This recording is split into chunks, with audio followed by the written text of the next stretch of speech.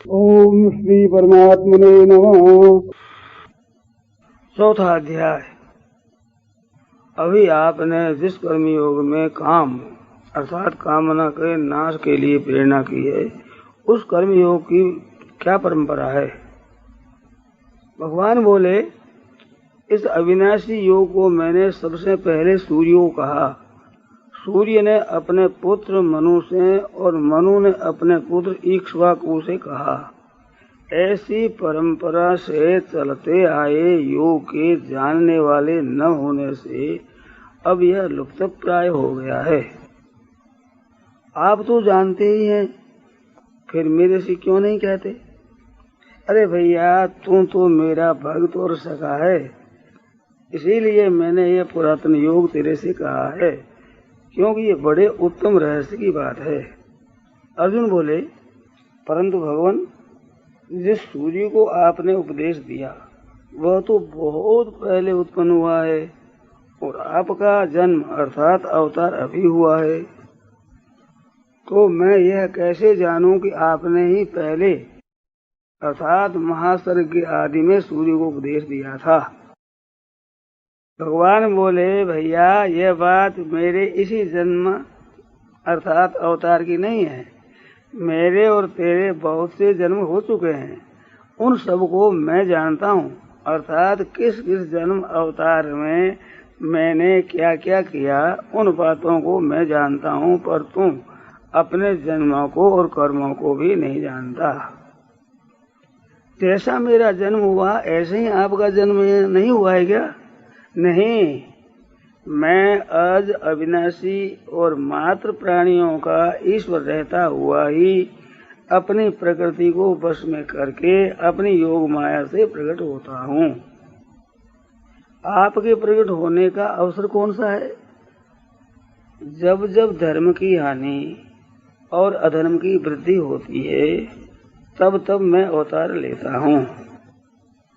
तो आपका अवतार लेने का प्रयोजन क्या है? साधुओं अर्थात भक्तों की रक्षा, दुष्टों का विनाश और धर्म की संस्थापना करने के लिए मैं युग युग में अवतार लेता हूँ। इस तरह बार बार जन्म अर्थात अवतार लेने से क्या आप बनते नहीं? नहीं, मेरे जन्म और कर्म दिव्य हैं। अपना कुछ भी स्वार्थ न रखकर बिना प्रयोजन केवल संसार का हित करने के लिए ही मैं प्रकट होता हूँ। इसको जो तत्व से जानते हैं वे मुझे प्राप्त होते हैं। आपको प्राप्त होते हैं, इसमें कोई प्रमाण भी है? मेरे परायण हुए बहुत से मनुष्य मेरे दिव्य जन्म और कर्म को तत्व से जानने रूप ज्ञान से पवित्र होकर और राग आदि से रहित होकर मुझे प्राप्त हो गए हैं। वे आपको प्राप्त क्यों हो जाते हैं? वे संसार को छोड़कर जिस भाव से मेरे शरण हो जाते हैं, मैं भी उनके साथ उसी भाव से वैसा ही बर्ताव करता हूँ। मेरे इस बर्ताव का संसार मात्र के मनुष्यों पर बड़ा असर पड़ता है, जिससे वे भी स्वार्थ और अभिमान का त्याग करके दुनिया का हित करने के लिए तत्पर हो जाते हैं। आप अपने शरण होने वालों के इतने अनुकूल हो जाते हैं, फिर भी मनुष्य आपको छोड़कर देवताओं की उपासना क्यों करते हैं? उनके भीतर संसार का महत्व होने से वे कर्मजन्य सिद्धि को चाहते हैं, इसलिए वे मेरे को छोड़कर देवताओं की उपासना करते हैं, क्योंकि कर्मजन्य सिद्धि जल्दी होती है। जैसे मनुष्य कर्मजन्य सिद्धि के उद्देश्य से शुभ कर्म करते हैं अर्थात देवताओं की उपासना करते हैं, ऐसे आप भी किसी फल के उद्देश्य से सृष्टि की रचना करते होंगे। मैं जीवों के गुणों और कर्मों के अनुसार सृष्टि की रचना तो करता हूँ, पर मैं कर्तृत्व और फलिच्छा रहित होकर ही करता हूँ, इसलिए वे कर्म मेरे को बांधते नहीं। इतना ही नहीं, इस तत्व को अर्थात विद्या को जानने वाले भी कर्मों से कभी नहीं बंधते। इस विद्या को जानकर पहले भी किसी ने कर्म किए हैं क्या? हाँ, पहले जो मुमुक्षु हुए हैं उन्होंने इस विद्या को जानकर कर्म किए हैं, इसलिए तुम भी वैसे ही कर्म करो। जिस कर्म को मुमुक्षुओं ने किया और जिस कर्म को करने के लिए आप आज्ञा दे रहे हैं वह कर्म क्या है? कर्म के विषय में बड़े बड़े विद्वान भी मोहित हो जाते हैं।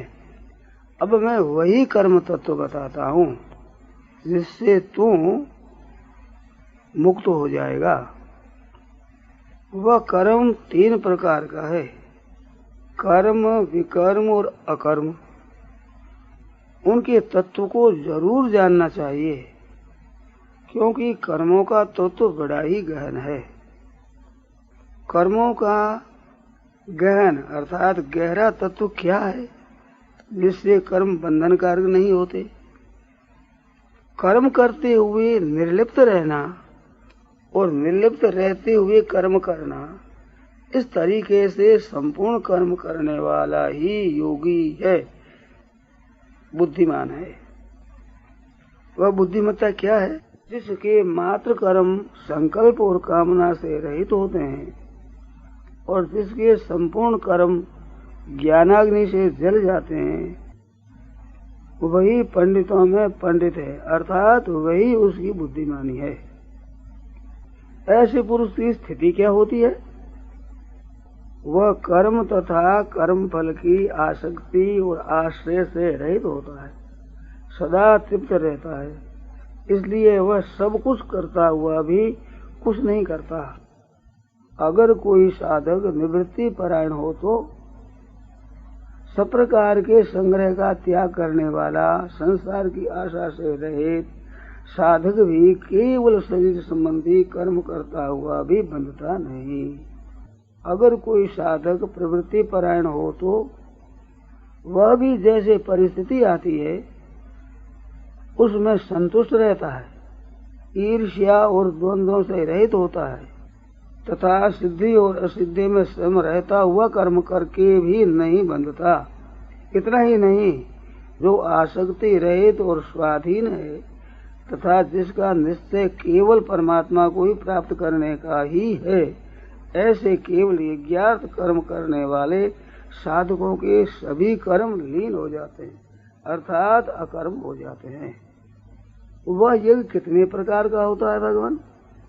जिसमें संपूर्ण कर्म, उपकरण, सामग्री, क्रिया आदि ब्रह्म स्वरूप हो जाती है, वह ब्रह्म यज्ञ है। जिसमें सब कुछ सामग्री, क्रिया आदि मेरे अर्पण हो जाती है, वह भगवद अर्पण रूप यज्ञ है। तथा जिसमें साधक अपने आप को ब्रह्म में एक कर देता है, वह अभिन्नता रूप यज्ञ है।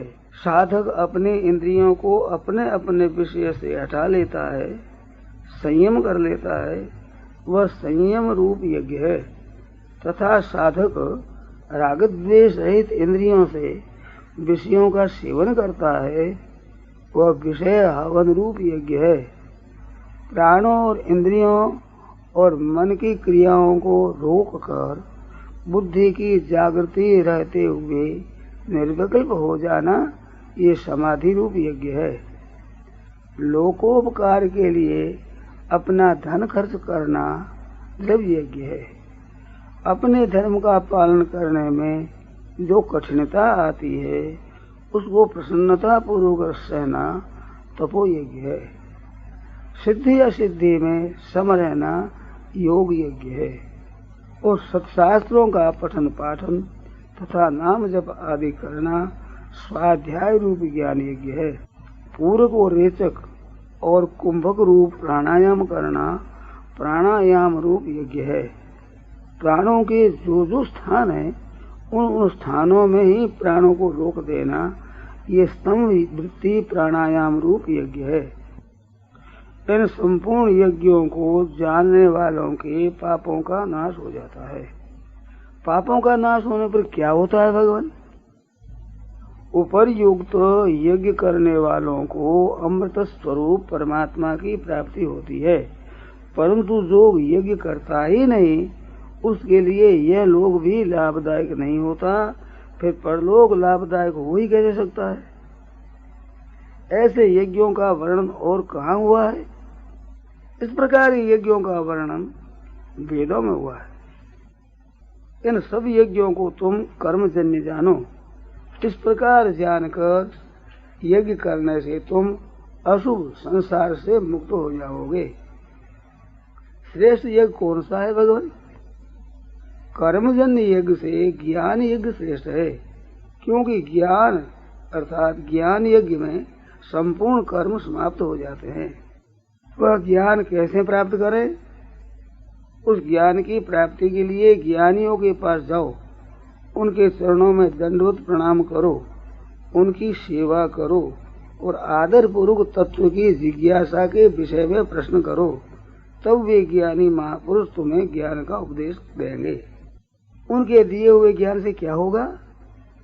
उस ज्ञान के प्राप्त होने पर तुम्हें कभी मोह नहीं होगा तथा तुम संपूर्ण प्राणियों को पहले अपने में और फिर मेरे में देखोगे, अर्थात सर्वत्र एक परमात्म तत्व का ही अनुभव करोगे।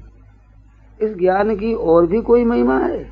हाँ, अगर तुम सब पापियों से भी अत्यंत पापी हो तो भी तुम ज्ञान रूपी नौका के द्वारा संपूर्ण पापों से भली भांति तर जाओगे। जैसे नौका से समुद्र तरने पर समुद्र रहता है, ऐसे ही पापों से तरने पर पाप तो रह ही सकते नहीं। जैसे देदीप्यमान अग्नि लकड़ियों को सर्वथा भस्म कर देती है, ऐसे ही ज्ञान रूपी अग्नि संपूर्ण कर्मों को भस्म कर देती है। अतः इस मनुष्य लोक में ज्ञान के समान पवित्र कोई नहीं है। वही ज्ञान कर्मयोग के द्वारा सिद्ध हुए पुरुष को अपने आप ही प्राप्त हो जाता है। जो ज्ञान कर्मयोग से सिद्ध हुए पुरुष को अपने आप प्राप्त हो जाता है, वह ज्ञान किस साधक को प्राप्त होता है? इंद्रियों को वश में करने वाले साधन परायण श्रद्धावान साधक को वह ज्ञान प्राप्त हो जाता है और ज्ञान को प्राप्त होकर बहुत ही जल्दी परम शांति को प्राप्त हो जाता है। इस ज्ञान की प्राप्ति में बाधा क्या है? खुद तो जानता नहीं और दूसरों पर श्रद्धा करता नहीं तथा भीतर में संशय पड़ा है, ऐसे पुरुष का पतन हो जाता है। ऐसे संशय वाले पुरुष को न यह लोक सुखदायी होता है और न परलोक ही। तो फिर वह संशय किसका दूर होता है?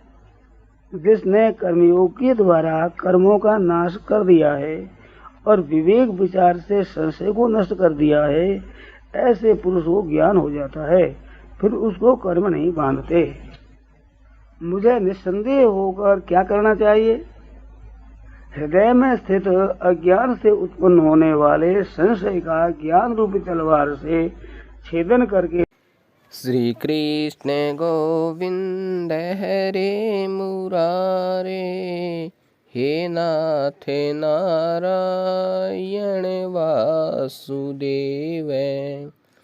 श्री राम जय जय राम, श्री राम जय जय राम, श्री राम जय जय राम, श्री राम जय जय राम।